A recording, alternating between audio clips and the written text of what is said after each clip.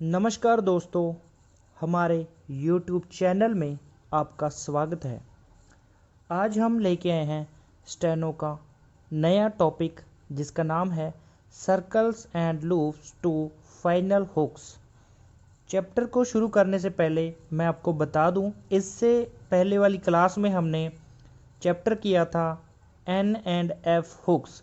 अगर आपने वो वाली वीडियो नहीं देखी तो आप उस वीडियो को डिस्क्रिप्शन बॉक्स में जाके देख लें, क्योंकि अगर आपको ये नहीं पता कि फाइनल हुक्स क्या होती हैं तो ये वाला चैप्टर भी आपको समझ में नहीं आएगा।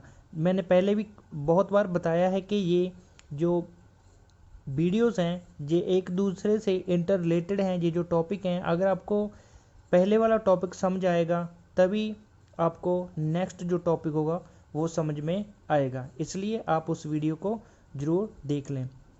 तो शुरू करते हैं आज का टॉपिक। सबसे पहले टॉपिक को शुरू करने से पहले हम इस चैप्टर को देख लेते हैं कि ये चैप्टर है क्या। चैप्टर का नाम है circles and loops to a final hooks. पहले फाइनल हुक्स जो होती हैं वो होती हैं जो कि हम किसी भी जो आउटलाइन होती है उसके लास्ट में जो हुक हम लगाते हैं उसे हम फाइनल हुक बोलते हैं। वो हैं एन और एफ और वी की हुक।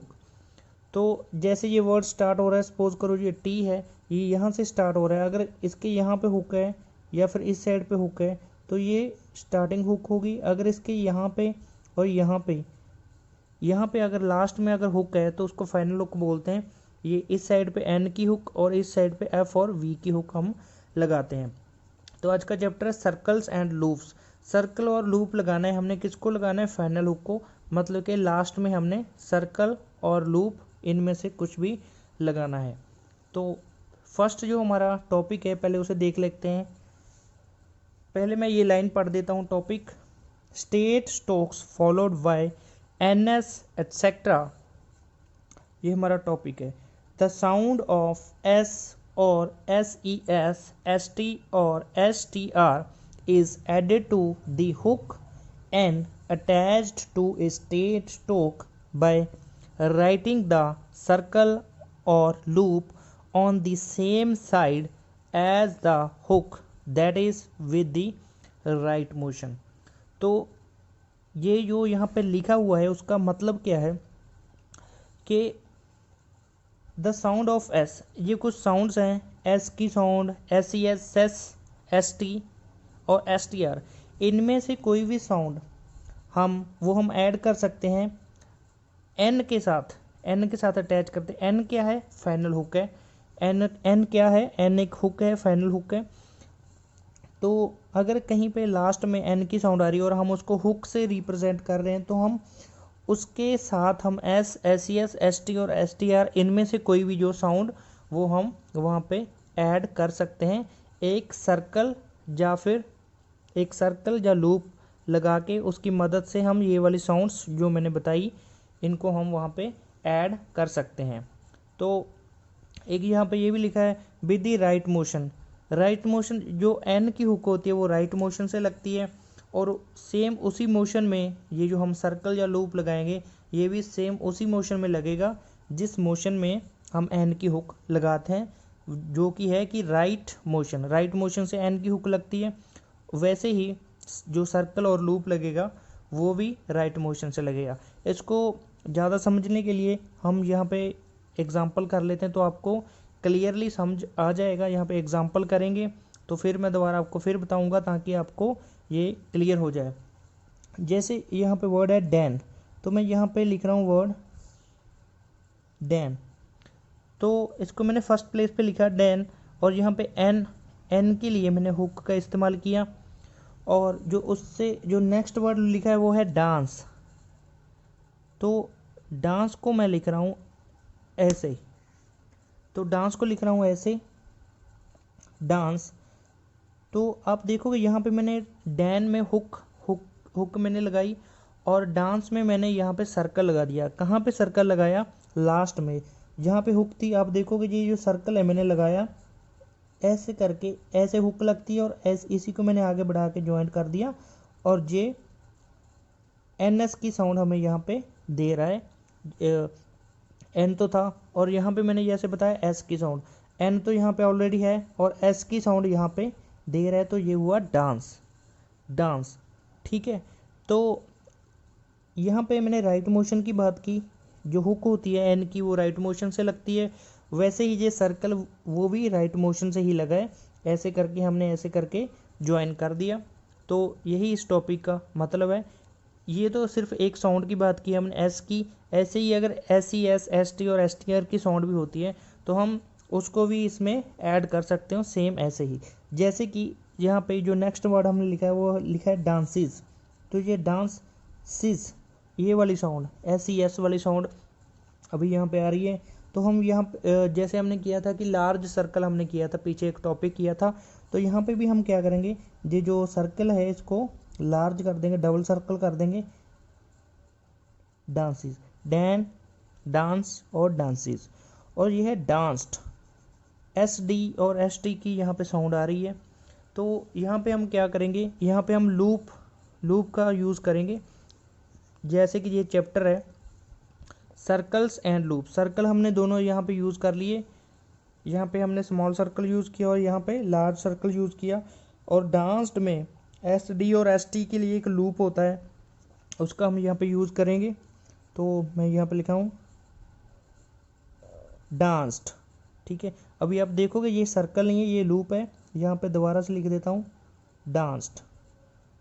ठीक है, और यहाँ पे हमने S C S, S T, S का इस्तेमाल किया यहाँ पे डांस में, डांसिस, एस का इस्तेमाल किया डांसिस में, और डांस्ड एस टी का हमने यहाँ पे एस टी वाला जो लूप होता है उसका यहाँ पे इस्तेमाल किया।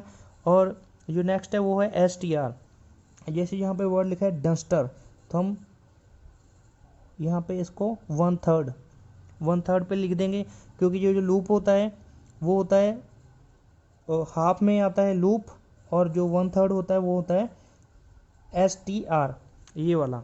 तो यहाँ पे डस्टर हमने लिख दिया।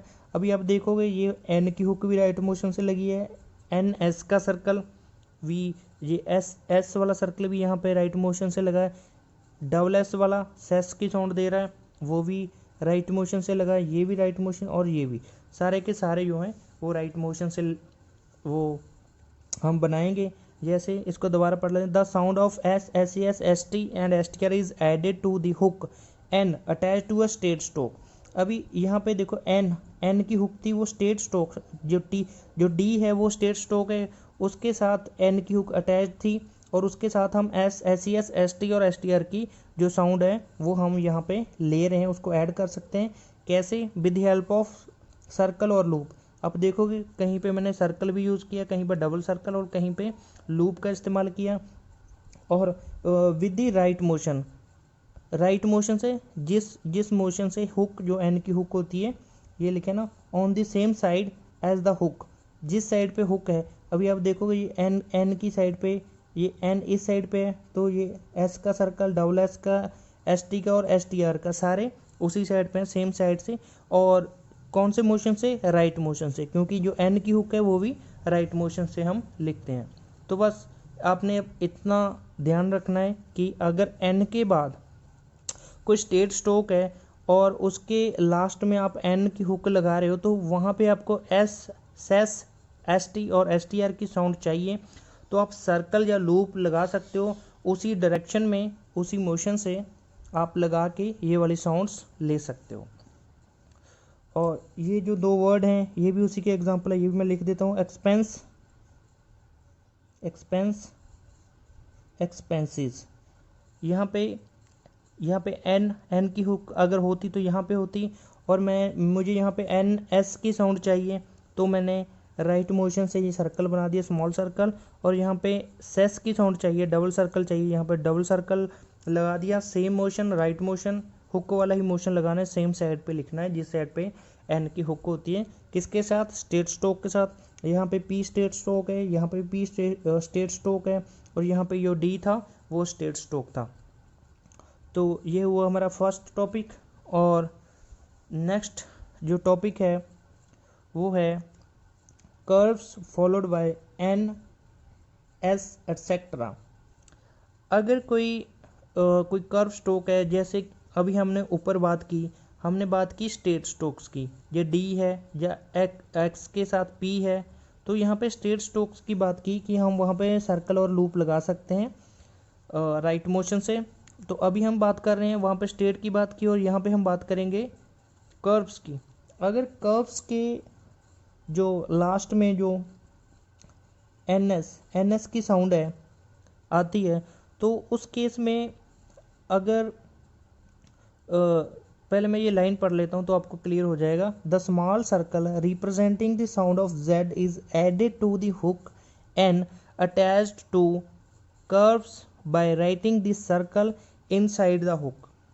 मतलब ये जो कोई कर्व, जैसे वहाँ पे स्टेट की बात की थी, यहाँ पे कर्व्स की बात करेंगे। अगर कर्व्स के लास्ट में एन एस की साउंड जो आ रही है, और आप वो कर्व के जो लास्ट में जो हुक होती है, एन की हुक लगाते हैं हम, अगर वहाँ पे आप स्मॉल सर्कल वहाँ पे लगा दोगे तो वो जेड की साउंड, ज की जो साउंड है वो देगा। जैसे यहाँ पे मैंने वर्ड लिखा है फाइन, सपोज करो मैंने लिखा फाइन, यहाँ पे देखो एफ के साथ मैंने एन की जो हुक लगाई तो ये हुआ फाइन। अगर मैं यहाँ पे फाइन लिख के यहाँ पे एन की जो हुक है वहाँ पे मैं एक स्मॉल सर्कल लगा देता हूँ, एस वाला सर्कल जो लगा देता हूँ, जो कि यहाँ पे मैंने बात की है, स्मॉल सर्कल लगाया, एस वाला सर्कल लगाया, तो वो एस की साउंड ना दे के वो जेड की साउंड वो हमें देगा। इस टॉपिक का सिर्फ इतना ही मतलब है। जैसे कि ये फाइन, तो इसको हम फाइन्स नहीं बोलेंगे, हम इसको बोलेंगे फाइन्स। जेड की यहाँ पे साउंड आएगी, एस की साउंड यहाँ पे नहीं आएगी। और जो नेक्स्ट वर्ड है वो भी सेम ऐसे ही पड़ेगा, वाइन्स। तो हम इसको वाइन्स एन एस नहीं पढ़ेंगे, इसको पढ़ेंगे जेड के साथ, हैवी साउंड आएगी, वाइन्स। यहाँ पे लिखा है the small circle representing the sound of Z. वो मैंने बता दिया कि जो स्मॉल सर्कल लगाएंगे वो रिप्रेजेंट करेगा, हैवी साउंड करेगा जेड की साउंड देगा, एस की नहीं, एस की साउंड नहीं देगा। Is added to the hook and attach to the curves by writing the circle inside the hook. हमने किसी कर्व के साथ जो हुक होती है, एन की हुक होती है, उसमें एक स्मॉल सर्कल लगा देना है, वो जेड की साउंड देगा। बस इतना ही आपको ध्यान में रखना है। ये वाला टॉपिक है, ये जो नेक्स्ट हम टॉपिक करेंगे उसके साथ थोड़ा सा इंटर रिलेटेड है, तो उसमें आपको पूरा का पूरा ये समझ आ जाएगा। यहाँ पे मैंने 3 एग्जांपल दी, फाइन्स। अब इसको एन एस नहीं पढ़ेंगे, ज की आवाज़, जेड की आवाज़ आएगी, क्योंकि अगर किसी कर्व के लास्ट में एन की हुक है और उसमें स्मॉल सर्कल है तो वो जेड की साउंड देगा, फाइन्स, वाइन्स। ऐसे ही ये तीन एग्जांपल यहाँ पे हैं, और इसी के आगे भी एग्जांपल है। नेक्स्ट पेज पे चलते हैं तो आपको पूरा क्लियर हो जाएगा। जैसे यहाँ पे लिखा है बैलून्स, तो मैं इसकी आउटलाइन बना देता हूँ। तो मैंने यहाँ पे आउटलाइन बनाई बैलून्स। तो मैंने ये एल जो है, एल एक कर्व है, हमने बात की थी कर्व्स के लास्ट में हुक होगी और उसमें स्मॉल सर्कल होगा, तो वो जेड की साउंड देगा। तो हम इसको बैलून्स नहीं बोलेंगे, इसकी जो एग्जैक्ट प्रोनाउंसिएशन है वो ज से आएगी, बैलून्स। तो आपको बस इतना ध्यान रखना है कि अगर कोई कर्व स्ट्रोक है, उसके लास्ट में एन की हुक लगी और उसमें स्मॉल सर्कल है, तो वो जेड की साउंड देगा। और आप जो इसको इस तरह के तरीके से भी बोल सकते हो, अगर आपको जेड की साउंड चाहिए एन के बाद, तो आप कर्व अगर स्ट्रोक आ रहा है तो उसके लास्ट में जो एन की हुक होती है उसमें स्मॉल सर्कल लगा दें। उसको आप ऐसा नहीं कि एन के साथ एस मत लिखना, आप हुक लगा के उसमें जो सर्कल है वो लिखना। ऐसे ही जो वर्ड है वो है मीन्स, तो ये मीन्स नहीं है एक्चुअली, ये है माइंस। तो अभी आप यहाँ पे भी देखोगे ये जो एम है एक कर्व स्ट्रोक है और इसके लास्ट में एन की हुक है और उसमें मैंने स्मॉल सर्कल लगाया, वो तो ये वर्ड किसकी साउंड देगा, जेड की साउंड देगा, क्योंकि यही हमारा रूल है जो अभी हमने पढ़ा। तो ये हुआ माइंस। तो मैंने इसको मीन्स क्यों बोला, जो नेक्स्ट है जो टॉपिक है उसमें ये आपको समझ में आ जाएगा। उससे पहले मैं यहाँ पे जो नेक्स्ट टॉपिक है वो पढ़ लूँ, ताकि आपको जो दोनों टॉपिक हैं वो क्लियर हो जाएंगे। जैसे यहाँ पे मैं पढ़ रहा हूँ, पहले जो टॉपिक है, where the light sound of N S follows a curve as in the word fence, it is represented by N और एस का सर्कल। ये मैंने एन बनाया और उसमें एस का जो सर्कल है वो लगाया है। तो हमने क्या करना है, अगर लाइट साउंड आ रही है, जैसे कि मैंने यहाँ पे बात की थी हैवी साउंड की, और जेड की और ज की साउंड आ रही है, तो हम उसमें जो हुक होती है इनकी, उसके अंदर एक सर्कल लगा देंगे, स्मॉल सर्कल लगा देंगे, तो वो ज की या हैवी साउंड जो आप बोल सकते हो उसको रिप्रेजेंट करेगा। और अगर एन एस की मतलब कि लाइट साउंड आ रही है, तो उस केस में हम जो हुक होती है उसमें सर्कल नहीं लगाएंगे, जो एन एस मतलब एन पूरा लिखेंगे और एस का उसमें सर्कल लगा देंगे, उससे हम रिप्रेजेंट करेंगे। जैसे ये वर्ड है फेंस, तो इसकी एक एग्जांपल कर लेते हैं, एवियंस। तो यहाँ पे वर्ड लिखा है एवियंस, एवियंस। अभी इसको मैंने, अगर मैं इसको लिखता एवियंस, तो यहाँ पे मैं ये भी कर सकता था कि ये वी में एन की हुक लगा के उसमें सर्कल लगा देता, स्मॉल सर्कल लगा देता, तो उससे क्या होता है, ये ज की जेड की साउंड देता। अगर आप किसी भी कर्व स्ट्रोक के एन की हुक के अंदर सर्कल लगाओगे तो वो जेड की साउंड देगा, पर यहाँ पे हमें जो साउंड है यहाँ पे एस की साउंड चाहिए, एवियंस। तो अगर आपको एन एस की साउंड चाहिए तो आप एन एस, एन पूरा और एस का सर्कल लगाएंगे। अगर आपको जेड की साउंड चाहिए तो आप जो हुक के अंदर सर्कल लगा देंगे। तो ऐसे ही ये वर्ड, नेक्स्ट वर्ड है लेंस, लेंस। इसमें भी मैंने एल एल एल को जो सेकंड प्लेस पे लिखा, एन एस का सर्कल लगाया, तो ये हुआ लेंस। अगर मैं इसको ऐसे ऐसे लिख देता, तो यहाँ पे ये कर्व स्ट्रोक है और इसमें हुक लगा दी और हुक में स्मॉल सर्कल लगा दिया, तो ये वर्ड होता है लेंस। ज की साउंड होती है इसमें, ज की, जेड की साउंड होती है, पर यहाँ पे हमें साउंड चाहिए एस की, लेंस। तो अगर एस की, एन एस की साउंड चाहिए तो उस केस में हम एन पूरा लिखेंगे और एस का सर्कल लगा देंगे। और जैसे ये वर्ड है मीन्स, ये वर्ड है मीन्स, तो यहाँ पे आप देखोगे जैसे मैंने यहाँ पे बात की थी, ये वर्ड है माइंस, माइंस। ज की साउंड चाहिए तो मैंने अंदर लगा दिया, हुक के अंदर सर्कल लगा दिया, पर यहाँ पे मुझे मीन्स वर्ड है, एस की साउंड चाहिए, जेड की साउंड नहीं चाहिए। अगर एस की साउंड चाहिए तो हम उसको पूरे का पूरा लिखेंगे, एन को पूरा लिखेंगे और जो सर्कल बाद में लगा देंगे, जैसे कि मैंने यहाँ पे लगाया है मीन्स। अगर मैं इसको ऐसे करके यहाँ पे लगा देता तो ये वर्ड होता मिन्स, ज की साउंड होती। बस आपको इतना ध्यान रखना है। अगर कर्व स्ट्रोक है उसमें आपको हैवी साउंड चाहिए लास्ट में, तो आप हुक लगा के उसमें स्मॉल सर्कल लगाएंगे। अगर आपको सिंपल एस की साउंड चाहिए, एन एस की साउंड चाहिए, तो आप जो एन एस है उसको पूरा लिखेंगे। बस इन दोनों टॉपिक का यही जो मीनिंग है, आपको बस यही ध्यान रखना है। और नेक्स्ट मैंने एक इम्पॉर्टेंट जो पॉइंट यहाँ पे लिखा है उसको पढ़ लेते हैं। The construction of outline is regular in all related words of this class.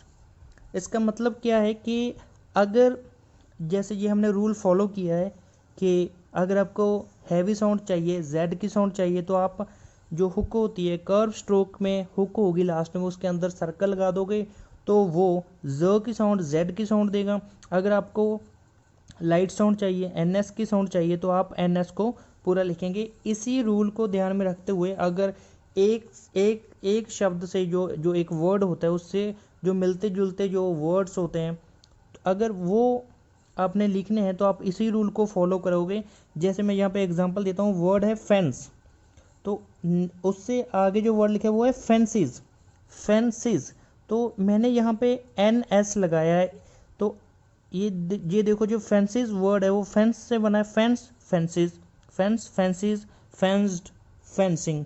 ये सारे वर्ड फेंस से बने हैं। ये एक बेसिक वर्ड है, हमारा रूट वर्ड है, इससे आगे वर्ड बने हैं।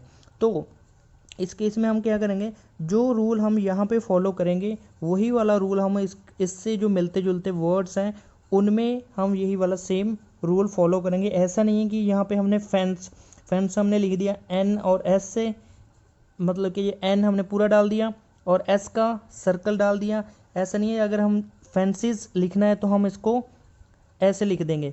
तो वो गलत हो जाए, क्योंकि जैसे ही हमारा रूल है कि अगर आप हुक लगा दोगे, हुक के अंदर सर्कल लगा दोगे, तो वो किसकी साउंड देगा, जेड। तो यहाँ पे हमें साउंड चाहिए एस की, एस की साउंड चाहिए, और यहाँ पे एस की साउंड चाहिए। तो अगर एस की साउंड चाहिए, इससे ये वर्ड बना है, तो नेक्स्ट जो वर्ड होगा वो भी इसी के हिसाब से बनेगा। मतलब जो एन यहाँ पे हमने लगाया, यहीं पे हम जो सर्कल है वो लार्ज कर देंगे, डबल सर्कल कर देंगे, एस वाला सर्कल कर देंगे। यहाँ पे हम हुक के अंदर जो सर्कल लगाते हैं जेड की साउंड वाला, वो यहाँ पे हम यूज़ नहीं कर सकते। फेंसिस, ये है फेंस, फेंसिस। और फेंस्ड में हमने एन के अंदर एक जो लूप लगा दिया, फेंस्ड। ऐसे ही फेंसिंग में फेन, एन, एस का सर्कल, और इंग, यहाँ पे आप देखोगे ये एन एस ही लगा हुआ है, उसके बाद हमने इंग वो लगा दिया, तो ऐसे बनेगा फेंसिंग। तो बस आपको इसी बात का ध्यान रखना है, जो हमारा रूट वर्ड जिस आउटलाइन से बन रहा है, अगर वो एन एस से बन रहा है तो आपने एन एस का ही आगे इस्तेमाल करना है। वहाँ पे आपको लार्ज सर्कल और लूप और एस टी आर का जो होता है वो आप लगा सकते हो। अगर वो सिंपल जो जैसे यहाँ पे जेड की साउंड वाला है, जो कर्व्स होता है, कर्व के अंदर हुक होती है और हुक के अंदर सर्कल होता है, तो वो जेड की साउंड के लिए अगर आप यूज़ कर रहे हो तो आपने वही यूज़ करना है। अगर कोई जो आपका बेस वर्ड इस तरीके से बन रहा है एन एस पूरा लिख के, तो बाकी के जो उससे वर्ड बनेंगे वो भी इसी मेथड से आप लिखेंगे, यही इसका मतलब है। आगे इसकी कुछ एग्जांपल्स हैं ताकि आपको पूरा क्लियर हो जाए। जैसे वर्ड है मिन्स, तो यहाँ पे एस की साउंड चाहिए, हैवी साउंड नहीं चाहिए, तो मैंने यहाँ पे क्या किया, एन एस पूरा लिख दिया। मिन्सीज में डबल सर्कल कर दिया, और मिन्स्ड में मैंने यहाँ पे एस टी वाला जो एस डी वाला लूप होता है वो लगा दिया।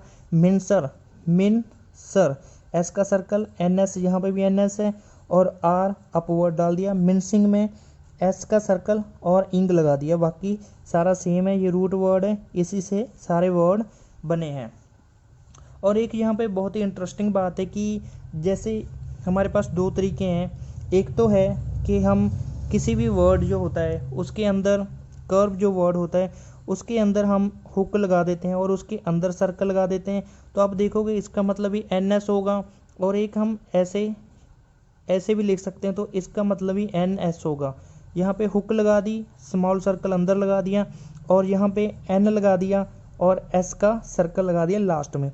तो यहाँ पे इंटरेस्टिंग बात ये है कि जो पिटमैन ने जब ये रूल बनाया होगा उसने इस बात का ध्यान रखा होगा, जैसे कि ये वर्ड है फैंसीज, तो अगर ये इसको इंटरचेंज कर लेता, मतलब एक उसको वर्ड चाहिए था जिसमें वो जेड की साउंड ले, और एक उसे वर्ड चाहिए था जहाँ पे वो एस की साउंड ले। उसने ये हुक वाला जो है वो जेड की साउंड के लिए वो यूज़ किया। अगर वो यहाँ पे एस वाले को यूज़ करता ऐसे, तो जैसे ये वर्ड है फेंस, और उस इससे मिलता जुलता वर्ड बनता है फेंसिस, तो हुक वाला वो एस के लिए यूज़ करता, तो फेंसिस वर्ड कैसे बनाता। तो यहाँ पे तो स्मॉल हुक लगा सकते हैं हम, पर इसमें लार्ज हुक नहीं लगा सकते, क्योंकि ये हुक है। हुक के अंदर जो डबल एस हम यहाँ पे नहीं लगा सकते, ये मिक्सअप हो जाता। ऐसे ही जो फेंस्ड है, अगर हमने लूप लगाना होगा तो हम ऐसे लिख के तो यहाँ पे लूप भी नहीं लगा सकते, तो यहाँ पे जो लगाना वो पॉसिबल ही नहीं था। तो पिटमैन ने इसको ध्यान में रखते हुए जो जेड वाले जो वर्ड हैं वो हुक के अंदर लिख दिए सर्कल लगा के, और जो एस वाले हैं उसको पूरा लिख दिया ताकि वो आगे इससे वर्ड बना सके। जैसे एन एस बन गया, एन एस एस बन गया, एन एस डी बन गया, एन एस इंग बन गया। ऐसे ही ये सारे के सारे जो वर्ड हैं वो बन गए ताकि वो उसको आगे पूरा लिख सके, दूसरे वर्ड्स को ज्वाइन कर सके। तो उसने बड़े ही ध्यान से इसको बनाया है। तो चलो यहाँ पे ये वाला टॉपिक भी हमारा कंप्लीट हो गया। बढ़ते हैं नेक्स्ट टॉपिक की तरफ। नेक्स्ट टॉपिक है circle S added to F V hooks. तो हमने एस को ऐड करना है एफ और वी जो हुक्स होती हैं वहाँ पे। तो पहले ये पढ़ लेते हैं, रूल पढ़ लेते हैं। The circle S is added to the hook F और V by writing the circle inside the hook. तो अभी हम यहाँ पे स्टेट स्ट्रोक्स की बात करेंगे, क्योंकि ऊपर हमने जो कर्व स्ट्रोक्स की बात की, इसको हम एग्जांपल के जरिए कर लेते हैं। जैसे यहाँ पे वर्ड लिखा है पफ, तो यहाँ पे मैं लिख देता हूँ पफ, मैंने एफ की हुक डाल दी। और जो नेक्स्ट वर्ड है वो है पफ्स। तो जैसे मैंने ये वर्ड बेस वर्ड लिखा है, इसको भी मैं कैसे लिखूँगा, हुक के अंदर एक सर्कल लगा दूंगा। स्ट्रेट स्ट्रोक के केस में, कर्व स्ट्रोक के केस में नहीं, स्ट्रेट स्ट्रोक के केस में, क्योंकि कर्व स्ट्रोक्स में तो एक ही हुक डल सकती है, एन की हुक, वहाँ पे एफ और वी की हुक नहीं डलती। वो भी हमने पीछे चैप्टर किया है। अगर आपको एफ और वी लिखना है कर्व स्ट्रोक के केस में तो आप पूरा लिखेंगे, वहाँ पे आप सर्कल जो हुक होती है एफ और वी की, उसका इस्तेमाल आप नहीं कर सकते, वहाँ पे आपको एफ और वी पूरा लिखना पड़ता है। पर जो स्ट्रेट स्ट्रोक्स होते हैं उसके 4 साइड्स होती हैं, जैसे कि सपोज करो जो टी है, तो आप इसके इधर भी हुक लगा सकते हो, इधर भी हुक लगा सकते हो, इधर भी हुक लगा सकते हो और इधर भी हुक, चारों तरफ हुक लगा सकते हो। पर अगर कर्व स्ट्रोक है तो आप वहाँ पे एक ही हुक लगा सकते हो, एक ही साइड पे लगा सकते हो, वो हमने ऑलरेडी एन के लिए वो यूज़ कर ली है। अभी हम स्ट्रेट स्ट्रोक्स की बात करेंगे। तो यहाँ पे अगर आपको स्ट्रेट स्ट्रोक्स में लास्ट में एफ और वी के बाद एस की साउंड चाहिए तो आप वहाँ पे हुक के अंदर एस का जो सर्कल लगा सकते हैं। जैसे ये वर्ड है puffs, puff, puffs, caves, caves, तो यहाँ पे वी का मैंने इस्तेमाल किया, वी की हुक का इस्तेमाल किया और उसमें एस का सर्कल डाल दिया। वेव्स, वेव्स, ऑपरेटिव्स, ऑपरेटिव्स, ठीक है। यहाँ पे मैंने टी के बाद वी की हुक का इस्तेमाल किया और उसमें एस का सर्कल लगा दिया। ऑब्जर्व्स, ऑब्जर्व्स, तो अभी आप देखोगे कि सारे के सारे स्ट्रेट स्ट्रोक्स हैं।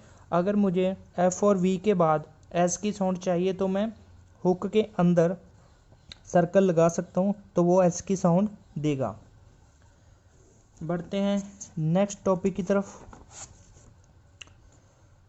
जो हमारा ये लास्ट ही टॉपिक है इस चैप्टर का। इसको देख लेते हैं, पहले पढ़ लेते हैं इसको। मीडियल एन एस और एन जेड, ये हमारा टॉपिक है।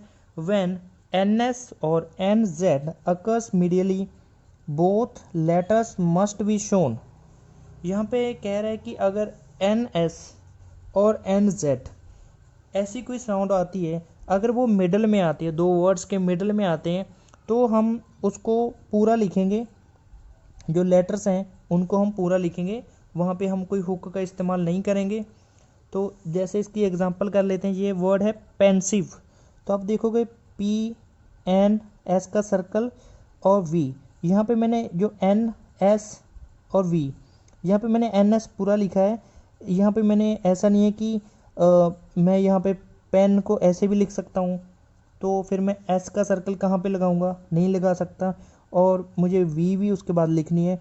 तो इस केस में आपने क्या करना है, क्योंकि ये यहाँ पे देखो पी और वी, इसके बीच में मिडल में इनके एन और एस आ रहा है, तो हमने भी यही बात की थी, एन और एस। अगर एन एस और एन जेड इनमें से कोई भी जो वर्ड है वो दो लेटर्स के बीच में आता है, जैसे ये पी और वी के मिडल में एन और एस आ गया, तो उस केस में हम उसको पूरा लिखेंगे। यही वाला टॉपिक है, तो मैंने यहाँ पे भी पूरा लिखा है। अगर मैं यहाँ पे जैसे एन की जो हुक है वो लगा लेता, तो वहाँ पे मैं एस का सर्कल नहीं लगा सकता, वी नहीं लिख सकता, इसीलिए यहाँ पे पूरे का पूरा हमें लिखना है। वर्ड जो नेक्स्ट वर्ड है वो है डेंसिटी। यहाँ पे भी देखो डी और टी के मिडल में एन एस आ रहा है, हमने एन एस और एन जेड दोनों की बात की है, इनके भी मिडल में आ रहा है, तो यहाँ पे भी मैंने पूरा लिख दिया। ऐसे ही चांसल, चांसल, यहाँ पे भी चे और एल के बीच में मिडल में आ रहा है कौन सा, एन एस आ रहा है, तो यहाँ पे भी मैंने यही वाला रूल जो फॉलो किया, इसको पूरा लिख दिया। ऐसे ही रैनसेड में और रैनसैक में, जैसे ये वर्ड है चैंसल, चैंसल, तो अगर मैं यहाँ पे जैसे कि इस रूल में बोला है कि इसको हमने पूरा लिखना है, अगर मिडल में आता है तो आप देखोगे चे और एल के जो मिडल में वो एन एस आ रहा है, तो इस केस में अगर मैं यहाँ पे हुक क्योंकि ये एन है और एस है, तो हमने पीछे रूल किया था कि एन की हुक लगा के हम उसमें एस जो लिख सकते हैं, तो मैं अगर यहाँ पे लिखने की कोशिश करूँ तो मुझसे लिखा नहीं जाएगा। जैसे चैन, अभी मुझे एस लिखना है तो या तो एस में ऐसे डालूंगा, जो एस ऐसे होता है, पर यहाँ पे ये जॉइंट हो गया, अब डबल एस होगा, डबल एस मुझे नहीं चाहिए, मुझे तो सिंगल चाहिए। अगर मैं यहाँ पे हुक लगा देता हूँ तो यहाँ पे मैं सर्कल लगा देता हूँ। अभी मुझे एल लिखना है तो या तो मैं एल ऐसे लिख सकता हूँ या ऐसे लिख सकता हूँ। तो आप देखोगे ये आउटलाइन पढ़ी नहीं जाएगी जी, गलत हो जाएगी। इस केस में हमने क्या करना है, इसको पूरे का पूरा लिख देना है। तो यहाँ पे ये जो हमारे टॉपिक हैं ये सारे कंप्लीट हो जाते हैं।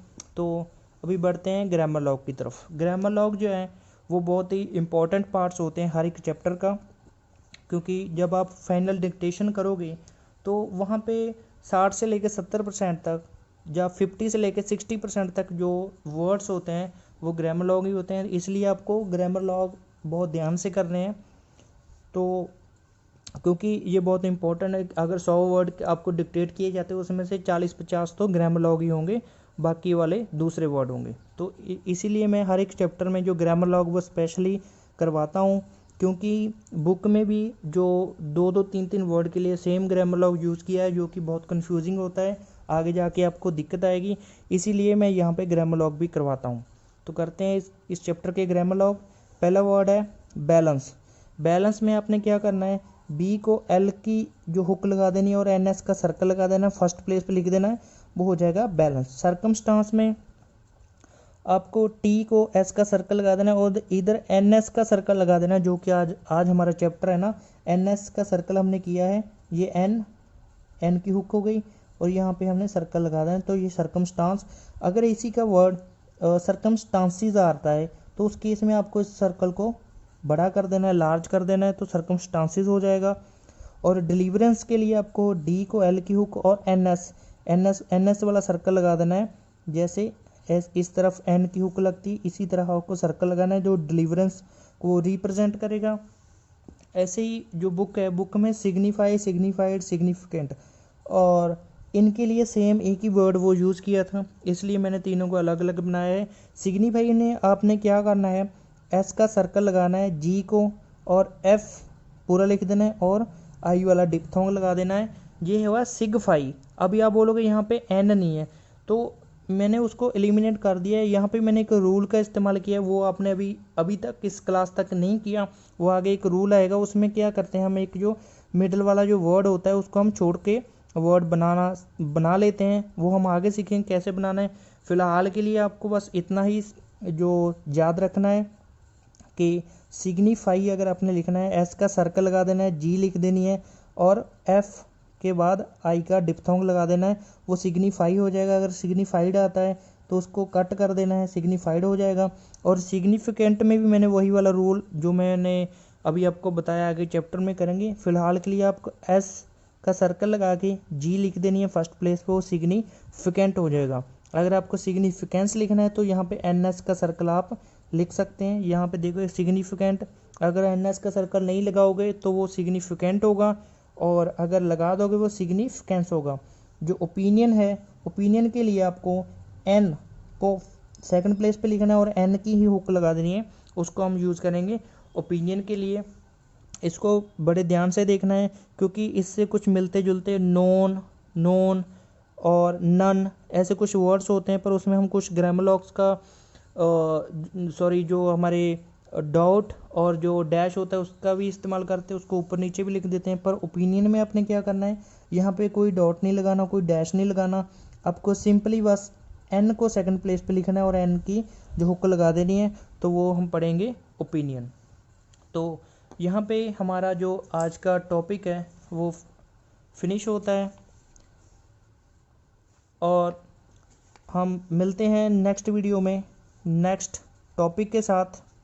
तब तक आप इस टॉपिक की प्रैक्टिस करें, और अगर आपको कोई भी डाउट्स आता है तो आप हमें कमेंट बॉक्स में जाके वो उसको पूछ सकते हैं, क्योंकि काफ़ी सारे स्टूडेंट क्या कर रहे हैं, वो हमें मेल कर रहे हैं, मेल करके अपनी जो क्वेरीज़ हैं वो पूछ रहे हैं। तो उन सभी से रिक्वेस्ट है, क्योंकि इतने ज़्यादा मेल आ जाते हैं, उनका एक तो रिप्लाई करना मुश्किल हो जाता है, हम टाइम से वो रिप्लाई नहीं कर पाते।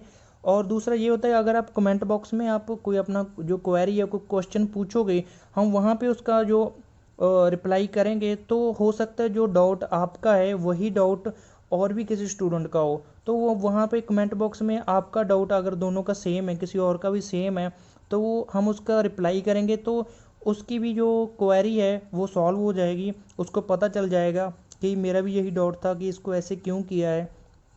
तो आपसे रिक्वेस्ट है कि आप कमेंट बॉक्स में ही जाके वो जो अपने क्वेश्चन है वो पूछे, ताकि हमारा आंसर देख के किसी और की क्वेरी भी वो सॉल्व हो जाएगी। इससे क्या होगा कि हमारा भी जो टाइम है वो सेव होगा और आपका भी टाइम सेव होगा, क्योंकि आप हमें मेल करोगे तो हम उसका जल्दी जल्दी रिप्लाई नहीं कर पाते। कोशिश करते हैं जल्दी से जल्दी रिप्लाई करें, पर टाइम लग जाता है क्योंकि मेल्स बहुत सारी आ जाती हैं, तो इतना रिप्लाई करना मुश्किल हो जाता है। तो आप प्लीज़ कमेंट बॉक्स में ही जो कमेंट करें और वहीं पे अपनी क्वेरी को पूछें और जुड़े रहें चैनल के साथ। मिलते हैं नए नेक्स्ट क्लास में नए टॉपिक के साथ। Thanks for watching. Thank you.